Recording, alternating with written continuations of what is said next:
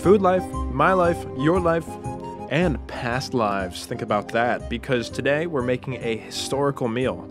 I'll be channeling my inner Italian roots to bring you wedding soup. You're gonna need escarole for this one, carrots, ground beef, and then we get to the spices. Spice of Parmesan, spice of onion, spice of basil, spice of breadcrumbs, eggs, and then chicken broth. And look at this picture of chicken broth. It's on like this stone with all this like plant around it. Beautiful. I love that picture. And now, step one is vegetables. Lay down the bag for bag method, and we're gonna just shred the carrots right into the bag for easy cleanup.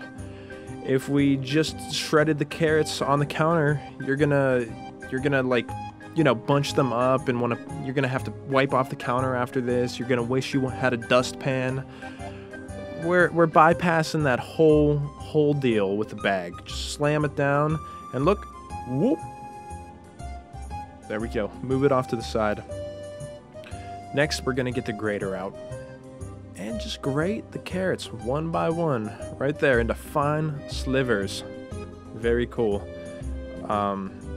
Look at this. This is why I started using the grater right here. Let's pop into the dream sequence. That's rough.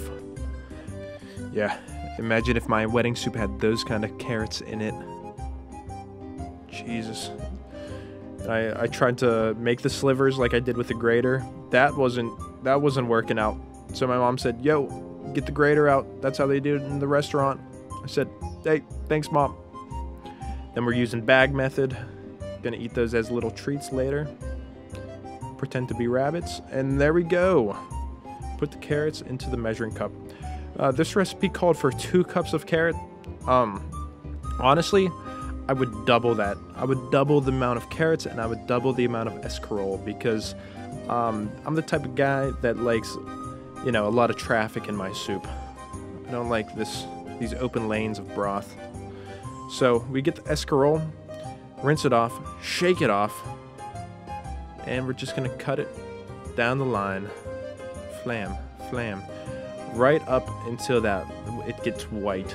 And if anybody knows what this white base is called, let me know, because celery has it, I want to say lettuce has it, escarole has it, as you can see, and I don't know what it's called.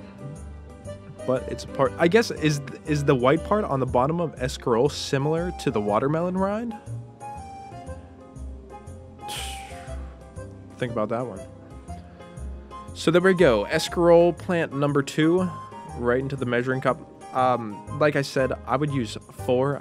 I used 2 here, and that was not enough for me. I'd like more. The soup turned out fantastic, though. I really enjoyed it. But I would just like a little more veggie. And here we go to the chicken broth. My favorite picture of a food ever is this heart-shaped stone. Somebody had to carve that heart-shaped stone and then put the chicken broth on it with the little plants on the side, and that's just gorgeous. And then we're dumping the broth in, kind of fun, have some fun with it. And we're gonna turn that chicken broth on right now. We're gonna turn the heat on it because, man, you do not want to be waiting for that water to boil while you have some meatballs ready to go in. You don't want to do that. So we get the meat out, put it in a large bowl, put the breadcrumbs in, ½ cup of that. Then we get the spices. Here we go. 2 tablespoons of onion powder, 4 tablespoons of Parmesan cheese, 2 tablespoons of basil. Voila. Here we go. 4 eggs. Count them. 4 eggs. Dropping them all over the place. Once again, put them into a separate bowl because you don't want to have a shell sneak away from you. Here we go. We can see perfectly what is going on with this cracking situation. Is there a shell? Rogue shell that gets in there?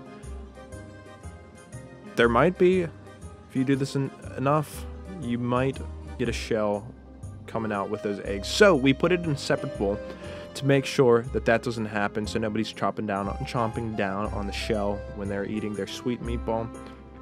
keeping the meal pleasant. And here we go. We're stirring it with a knife because I didn't have a fork. You don't actually have to stir the eggs if you don't want to, but I just did it because, you know, yeah, whatever. You put them in with there. It's a safe passage to leave the eggs unstirred because, look, you're going to grab the meat like this, and this is when you get your hands dirty. This is what I would do as a little child growing up with my Italian grandfather, and he'd say, make the meatballs, and I'd say, oh, great. I get to slop around with the meat. It's tons of fun, and look how fast I'm grabbing. It's just like so crazy looking. I was thinking, like, you know, Buddy the Elf from the movie Elf, he's making snowballs in Central Park, and Jonathan's like, oh, I made one snowball, and he looks over, and then Buddy has like 50, and he's like, whoa, you're really from the North Pole. Buddy's like, I know. Well, that's probably how fast his hands were moving. Here we go. We get the first meatball, the inaugural meatball, into this meal, and we're gonna make them about 3/4 of an inch in, let's see if I can remember it, diameter. 3/4 of an inch in diameter. Because think about it, you're boiling these meatballs. The timing has to be perfect between the meatballs and the veggies, so you want to make the meatballs a little smaller so they cook all the way through, and you know, you have a pleasant meal. This process was definitely the most time-consuming process of this whole meal. I'm sure back in ancient Italy, they brought the whole family over, the whole neighborhood, and everybody was making meatballs together, because I could definitely see this being a bonding activity for the whole family. Great. You know, come over. I'm definitely enlisting the help of my friends and fam next time I make this meal because, you know, it's an event. This soup is an event. It is so good. You're going to want to make it for yourself. And when the time comes to roll the meatballs, you're going to be like, oh my gosh, get some homies over here. So, here we go. Completed. This whole process took about, I'd say, a half an hour by myself. I did it by myself because it's food life, it's my life, and I wanted to have my hands on the reins for this whole process, just so, you know, I could get it right and I could, you know what mistakes I made in this meal. Orzo noodle, little small noodle, ball noodle. Cook that separately from the veggies because there's a lot of starch that comes out of those noodles, so you're going to want to boil them separately, strain them, and then add them to this, you know, meatball, vegetable, chicken broth mixture. Great. Like I said before, you want to turn on the water or the chicken broth on a boil before you make the meatballs because, hey, 23 cups, that's no joke. It's going to take a long time to boil. It took about a half an hour to boil, so you don't want to be, you know, caught with a full plate of raw meatballs itching to start the process, and then you got to wait for the broth to boil. Not doing that. So make sure that water's hot. Make sure it reaches a boil by the time you're finished with the meatballs, and then you can just dump everything in. Do one at a time because, like I said, it's boiling broth, hot broth. It's gonna sting your hands if it gets on you. There we go. Give it a little stir. Make sure everybody's happy in there.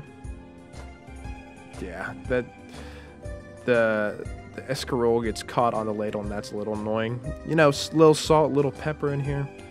Definitely gonna want that. Bring out some of the flavor. Look at that. Look how fun that is. Looking good. Yep. Straining the orzo, like I said. I like that it's a noodle because you think of a noodle like a spaghetti noodle, but orzo is also a little noodle. This was kind of annoying, but hey, don't waste. Come on. Do your best to get every noodle out. And here we go. We're getting close. I think for the orzo, it takes about 9 minutes for that to cook.